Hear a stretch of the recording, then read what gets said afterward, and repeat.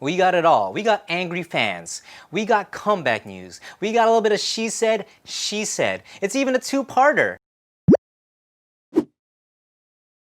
Hey, how's it going, everyone? Welcome back to LST K-Pop Newsroom. A ton of things to go over today. It actually took me over 4 hours of preparation to get everything together. So let's get to it right away. Starting off the newsroom for today is an announcement that former Pristin member Xian has signed an exclusive agreement with the new agency Sooyeon Kang Entertainment. Xian, who first appeared on the Mnet survival program Produce 101, made her debut in 2017 with the girl group Pristin. However, Pristin disbanded in May of 2019, and Xian recently announced that she would soon be making her acting debut. Next, we have some news of what seems to be a small group of enraged BTS fans, also known as ARMY, sending a protest truck to the front of the Big Hit Entertainment Company's office.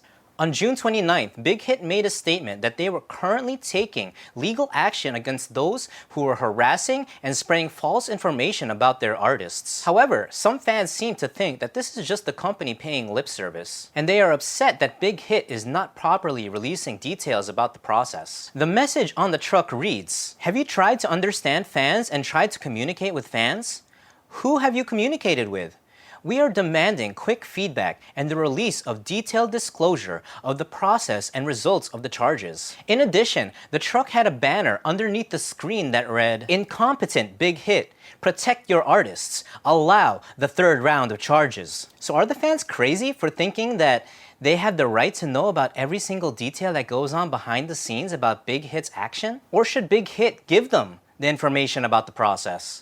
In less than surprising news, iCharts has announced that they will be removing Soribada from their aggregate rankings. iCharts is Korea's first and only combined online music ranking chart, and it is the metric that users use to determine when a song has achieved music chart all-kill status. However, in recent days, Blackpink fans, known as Blinks, have been upset that the group did not reach all-kill status sooner with their recent comeback, How You Like That. Before Blackpink reached all-kill status a few days ago, Mr. Trot winner Im Young-eun, also known as Im Hiro, was #1 on the Soribada digital charts, effectively blocking Blackpink from reaching that acclaimed status. On Twitter, iCharts announced that due to Soribada's declining user base, they have decided to remove them from their rankings. I know that Blackpink fans feel vindicated from this decision, but actually, the Mr. Trot show in Korea was such a huge success, and it's actually not a surprise that the Mr. Trot winner Im Young-eun was #1 on some charts. But in the end, it is about market share, and if Soribada's user base is declining that much, it makes complete sense that iCharts would remove them from their ranking. So in an effort to inject some more positive news into this video, I wanted to share this clip of former LABOOM member Yulhee, who recently shared this jaw-dropping dance performance video. For those who may have been unaware, Yulhee retired from the music industry after marrying FT Island's Choi Min-hwan. This video is particularly impressive because as recently as February 11th, which is not even half a year ago, Yulhee gave birth to twins. This means that the couple now have 3 children. Yulhee was actually my favorite member of LABOOM, so please check out the rest of the video. I'll link it in the insert card above. I also have a little bit of comeback news to share.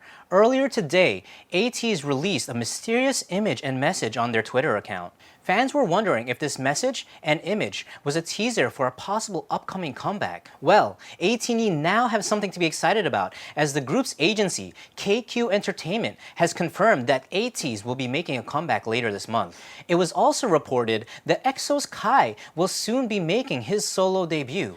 On the morning of July 3rd, SM Entertainment revealed and confirmed that Kai is currently working on his solo album. However, no other details has been confirmed. SM Entertainment has said that they will release the details as soon as the schedule is finalized. Kai will be the 5th member of EXO to make his solo debut after Baekhyun, Chen, Suho, and Lay. In a little bit of netizens being ridiculous news, we have Lee Hyori and Sonyushide, or Girls' Generation Yuna, making a public apology for a recent Instagram Live broadcast where the two were seen enjoying time together at a noraebang, or a karaoke room. The live broadcast was met with mixed reactions, as some of the viewers expressed concerns that the two stars were not displaying a good example of social distancing during this COVID-19 pandemic. In her handwritten Instagram post, Yuna says, "I am sincerely reflecting on myself for causing concern due to my careless actions. I am deeply reflecting for not being attentive of the medical professionals and people of the nation who continue to work hard for COVID-19. I once again apologize for causing concern to everyone." Lee Hyori also posted on Instagram saying, "I am currently deeply reflecting on the fact that my behavior was not appropriate for a time when I should still have been exercising caution. In the future, I will be more careful and behave more cautiously. Once again, I would like to apologize."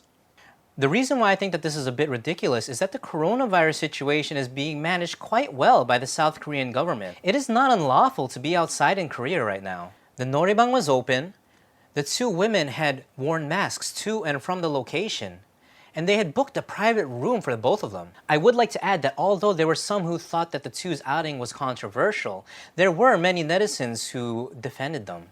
So I have a little bit of business news as well. A few days ago, it was announced that the Korean Music Content Association, the Korean Management Federation, and the Korean Entertainment Producers Association have filed a request with the Fair Trade Commission for the establishment of a standard contract regarding the use of videos of artists. In the past, management companies and broadcast companies had a mutual understanding that the artists and idols would go on these music shows. And while the broadcast companies held the copyright to those videos, the artists and idols would be broadcast on television. However, with the way that media being consumed is quickly changing, these broadcast companies have leveraged these videos and are also creating content such as official broadcast fan cams, which are making them a profit on streaming platforms such as YouTube and I assume Naver TV. While it will be difficult to change the broadcast company's current practices, the hope is that a standard contract and guide will be created that is fair for both the agencies and the broadcast companies that will allow for a healthy business relationship. Personally, for me, I think it makes a ton of sense. Why shouldn't the agencies be making money off of their artists? These broadcast companies are putting together all these different fan cams and videos while the artists are at the broadcast stations, uploading it on YouTube and I assume Naver TV, and they're making 100% of the profits off of those. So I do hope that they can work something out because this is about fairness to the artists as well. Next, we have news of an update on the trial regarding Goo Hara's ex-boyfriend, Choi Jong-bum.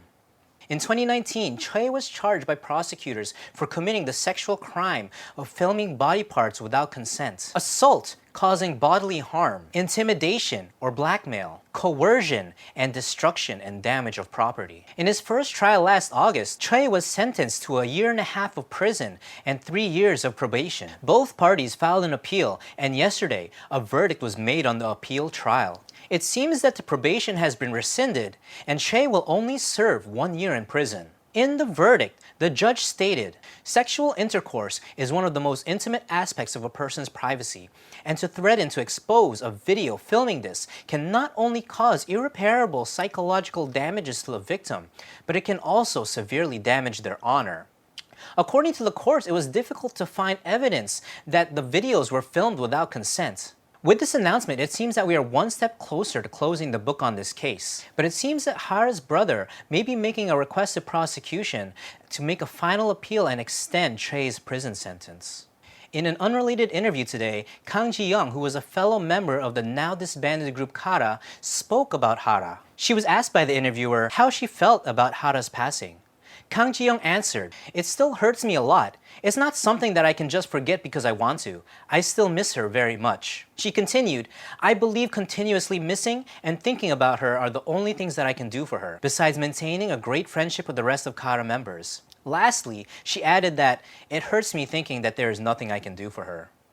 Yesterday, Youngjae of GOT7 took to Instagram and once again expressed anger towards Saseng fans on his Instagram stories. He says in his post, "Stop coming to my hair and makeup place. Are you threatening me when you secretly took photos of me talking with others at a cafe and then came up to me and asked, 'Can I post this?' If you want to see a person's life get ruined, post your photos and feel it for yourself." Again, this is not the first time that GOT7 has spoken up about harassment from these so-called fans. Youngjae first wrote a message in 2016, 2 more in 2018, and again in December of last year. JYP Entertainment did make a statement yesterday on the behalf of GOT7 and ITZY, stating that they will protect their artists and take legal action against those who are harassing them. However, this isn't the first time that I've seen JYP Entertainment make such statements, and it's been years and years since GOT7 has had to endure this. I do hope that this time around, legal action will be taken and the consequences will be enough to deter these harassers in the future. So the last news I have for part 1 is a little bit of drama instigated by netizens. On July 3rd, a post made on a fan community has been making waves as it depicts Bolpakhan Sajunkey or Bosa's An Ji-young has unfollowed former member Woo Ji-yoon. On the other hand, Woo Ji-yoon still follows An Ji-young. In April, the former duo broke up, with all parties citing that it was Ji-yoon's decision due to her concerns about her own career, and that she had hoped to find her own path. However, after Woo Ji-yoon's solo release in June, many have speculated that the lyrics in her songs were actually disses against An Ji-young. Ji-young came out and made a statement on her Instagram stories and said, "Before that friend's departure was made public, she told me that she wanted to rest. In talks with our label, she said that she had hoped to leave in order to find her own path. As you know, it was the same in her handwritten statement. When the news was made public, I heard from other artists and staff members in our label and our acquaintances that she had said that we had parted on good terms. During the time we promoted together, we never once received unfair treatment from the label, so I don't understand how one could say that we parted on bad terms. I've looked at the lyrics for Dodo on the album, Odd Child, again and again. The same goes for the song Island. I don't know what the intention was, but I went through a hard time for a while because it seemed obvious the lyrics were about me. In a 36-second time span, lyrics like, "You pushed me aside," "gaslighting," "self-justification," and "it's a relief that I'm leaving." The real-time searches were full of it, and I dealt with criticism, malicious comments, and speculative articles all day. She goes on to say, "I go to therapy every week and suffer from depression. Every night she comes to torment me in my dreams, so I struggle with insomnia. I couldn't deal with it any longer and it was too hard for me to see her, so I unfollowed her. Are you happy now that I've explained why I unfollowed her?" She concludes with, "I'm human and I have feelings too. And it's my personal social media account, so whether I follow or unfollow, what concern is it of yours? I don't want this to become an issue anymore. I will support that friend as she takes on new challenges and changes. However, don't compare us both or question who was good or who was bad, because that is being careless with the precious memories of the fans and listeners who related to and received comfort from Bosa's music." After An Ji-young's post, Woo Ji-yoon followed up with a post on her own Instagram stories that reads as follows. "The reason that I haven't said anything was that I didn't want to hurt the people who love me in case my words caused another issue about me, who isn't able to say enough. However, after carefully considering about it, I thought of how I've always felt regret over the losses I've experienced because I didn't say anything. So after giving it a lot of thought, I've decided to try to write a few words. First, as many people know, the biggest reason that I left the group Bosa was that I had a lot of concerns about my own path. However, rather than suddenly leaving, I wanted to end things properly, so I was thinking of ending the group after a concert. But regardless of my own intentions, she showed that she intended to part with me more quickly, so I ended up leaving the team sooner than I thought. Also, even though I saw her talking about our relationship on television afterwards in a way that contrasted with my own thoughts, I didn't want people talking about myself and her because of a scandal, so I didn't say anything. And second, in regard to my song that many people are talking about and saying I took a shot at her with, as I said in my Instagram story before, that song was one that I'd already written a few years ago, and I don't have anything more to say about that. It's hurt me as well to see that after I released my first song, so many people are calling it taking a shot rather than being interested in my music." She concludes by stating, "There's still so much more that I haven't said. However, I don't want to add the things I haven't said and then regret it. I'm just writing this for my acquaintances and fans who love me."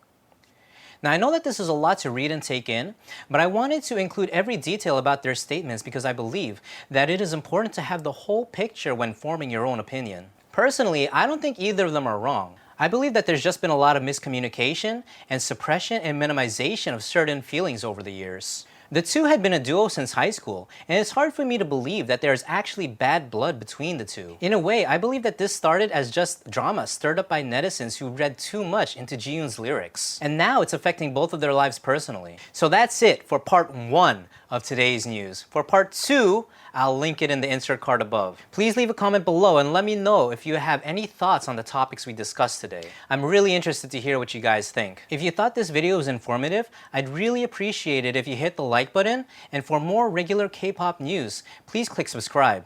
As always, thank you all for watching. Let's stay positive, and I'll see you in the next one. Peace.